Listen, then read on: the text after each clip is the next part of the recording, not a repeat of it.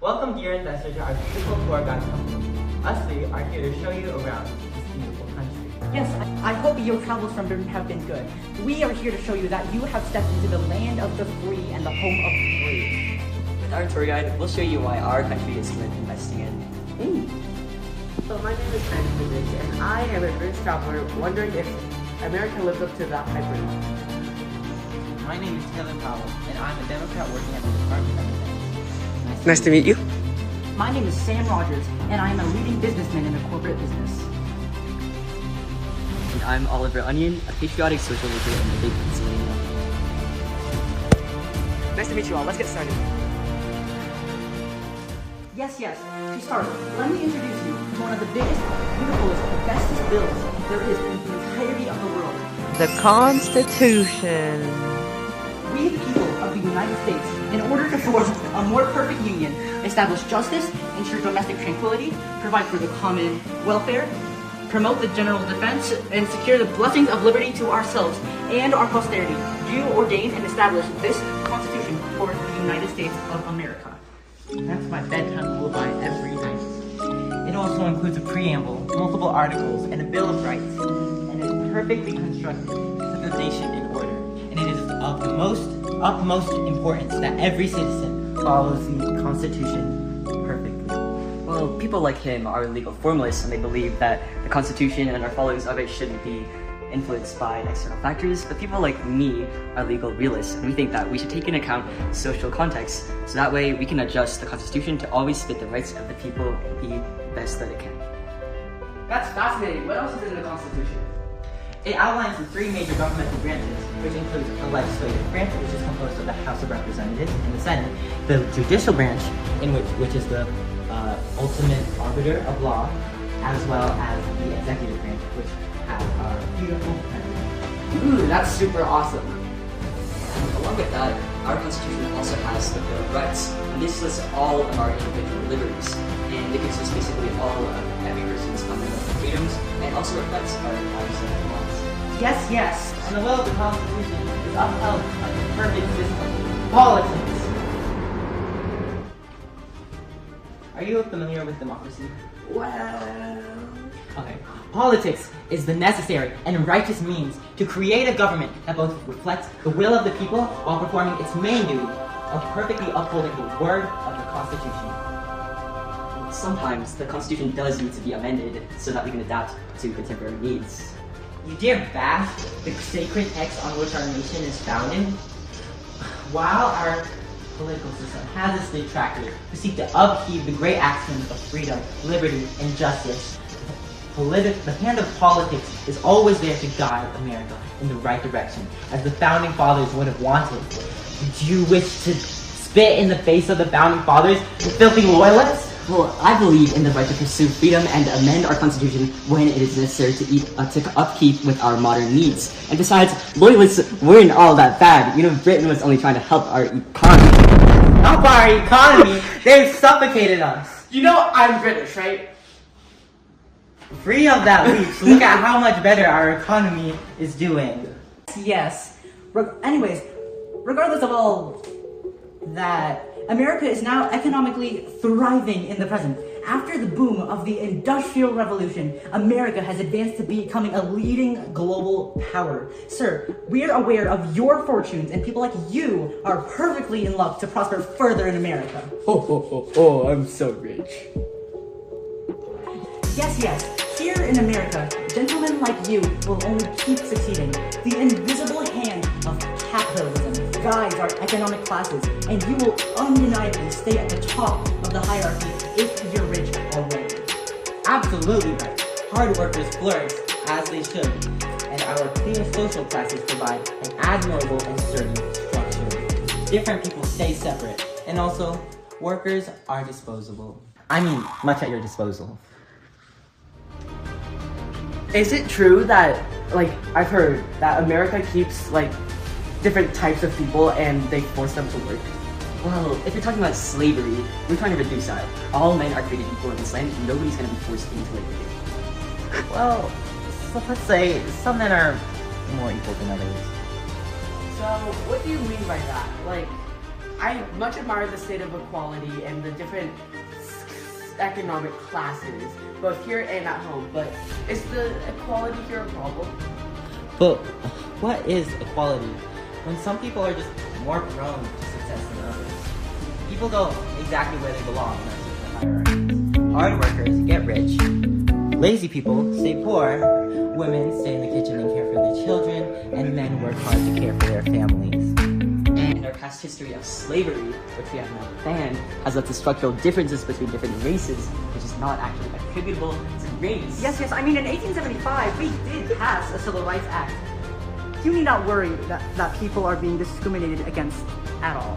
Well, also, in 1883, Supreme Court did overrule this law, and they called it unconstitutional.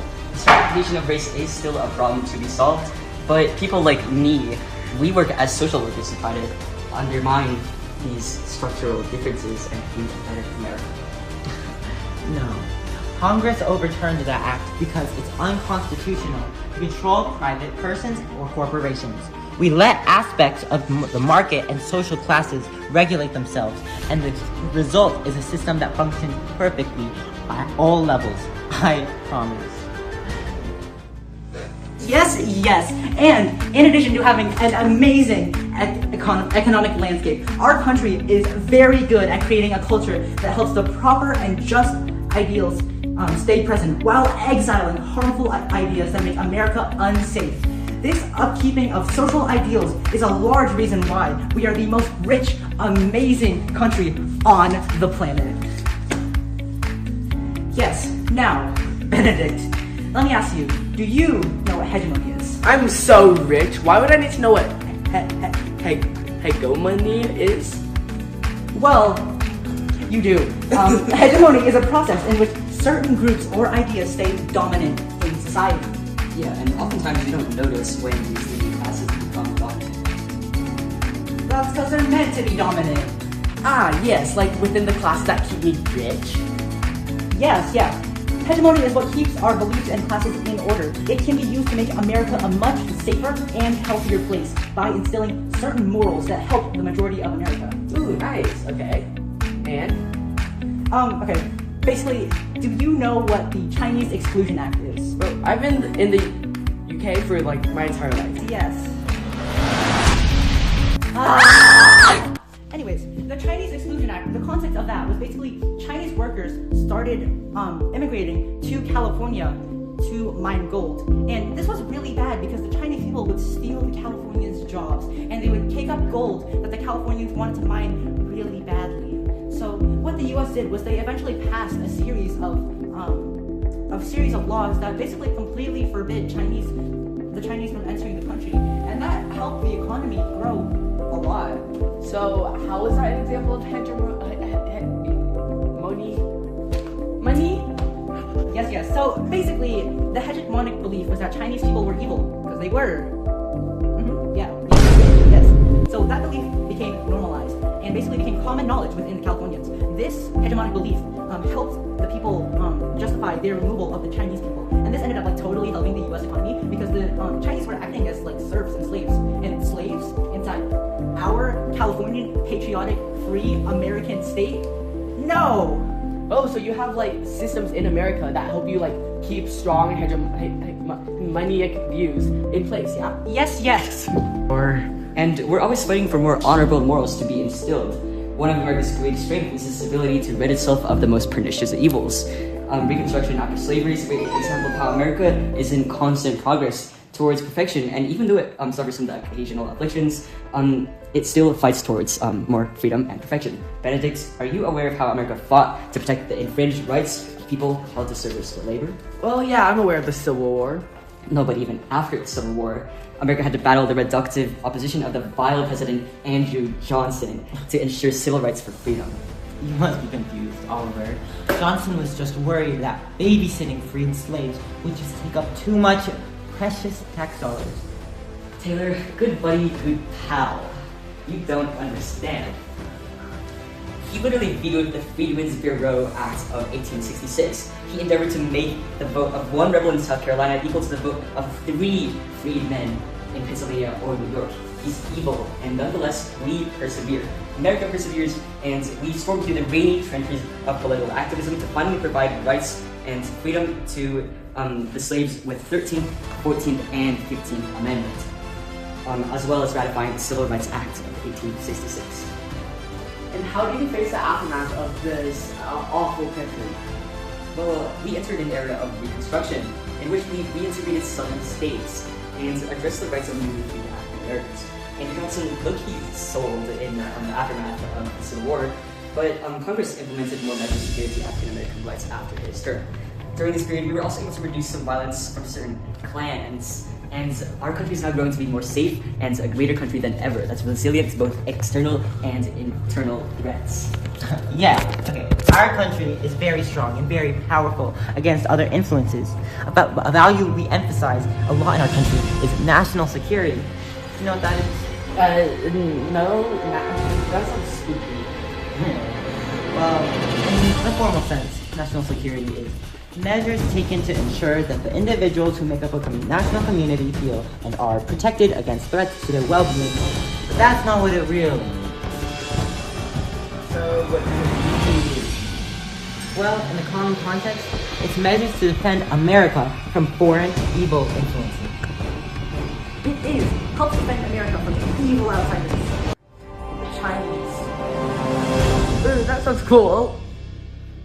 There are so many other examples as well. Like what? Well, to answer that question, I have to dig into some of the sadder parts of our history, including the Civil War. So basically, the Southern felt threatened by the Northerners because they were essentially taking away the Southerners' rights.